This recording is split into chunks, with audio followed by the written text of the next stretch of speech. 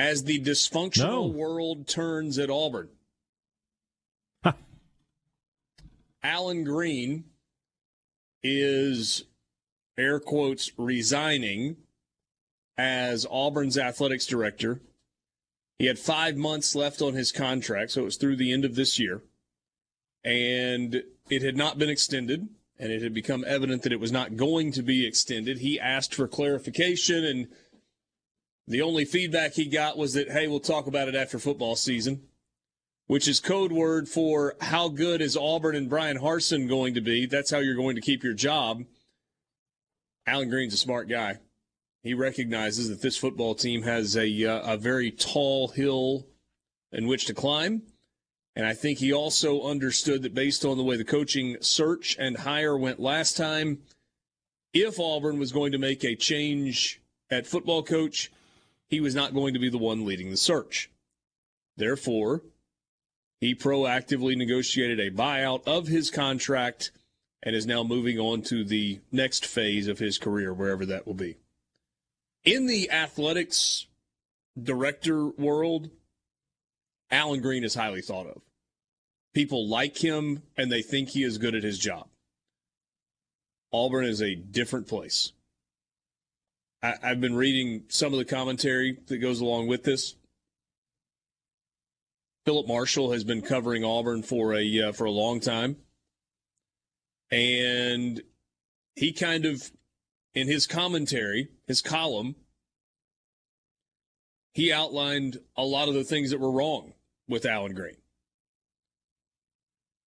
He began his story by saying, it has been obvious for a while now that Alan Green was caught in a whirlwind that he could not escape. He is a good man, an engaging man, and an extremely intelligent man who genuinely cares about the young men and women who compete for Auburn. But the clock started to run out on Green the day Stephen Leith, the president who hired him, was fired. Green, who was athletic director at Buffalo before moving to Auburn, found himself in a position he could not have anticipated.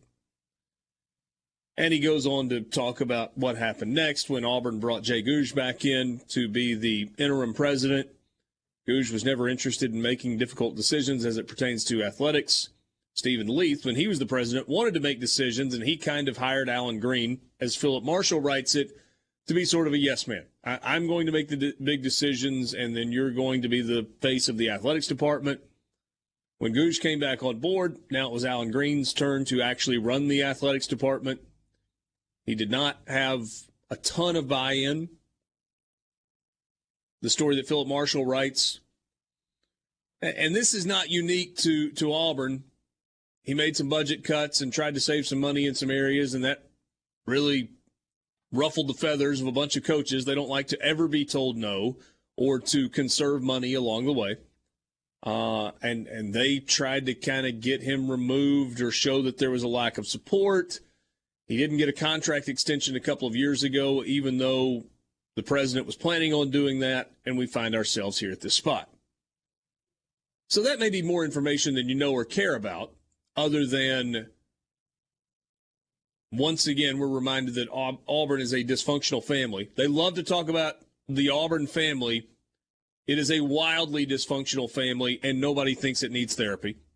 They need therapy. They just carry on, carry on. We are reminded. Thrive in the drama is what they do. They kind of do. We are reminded again that Jimmy Rain, who writes the biggest check, has the biggest vote, and just because he loses on one day does not mean he will lose again the next day. This is the kind of thing that happens, and I start to worry about my prediction for Auburn.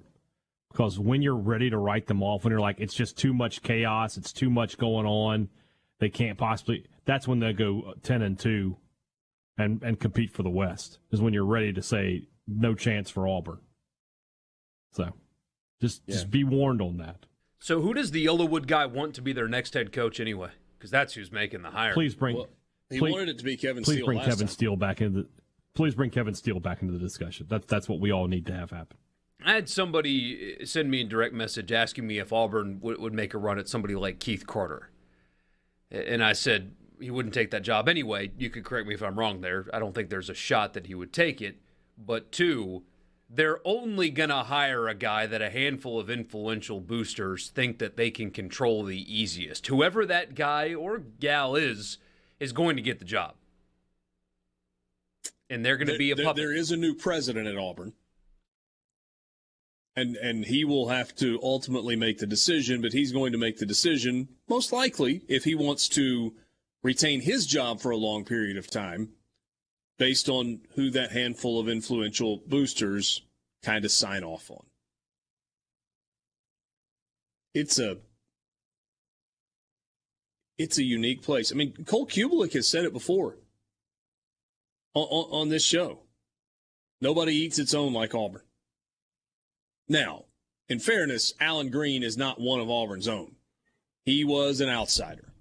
Played baseball at Notre Dame, assistant athletic director at Ole Miss, goes to Buffalo with Danny White, becomes deputy AD. When Danny moves on to the UCF AD job, then Allen gets the AD job at Buffalo, and then he's hired at Auburn. And he's the first African-American athletics director in Auburn history. Not that that even matters in the story. It's just a fact. So I'm really more interested in what this means for Brian Harsin. There are a lot of people that don't like Auburn or don't like Brian Harsin. I think Auburn people are more sympathetic to Brian Harsin than they were a year ago because of what he went through in the offseason with the inquiry.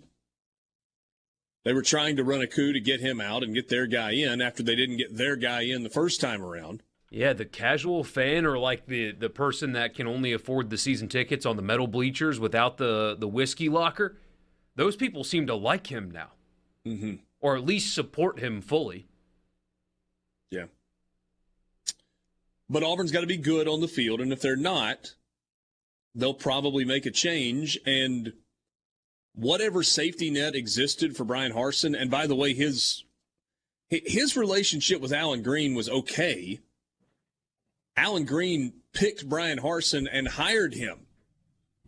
But then Allen Green kind of had to sit to the side quietly while the whole investigation inquiry thing was going on. I am led to believe that Allen Green did not believe in what was happening there with that inquiry. Here, not that this matters, but here's what I'll tell you about Allen Green. He's a good dude. He's smart, he's bright, he's well thought of, but he was in an absolute no-win situation. The good news for him is he was paid handsomely over the last 4.5 years, and he's going to get a big check to go away.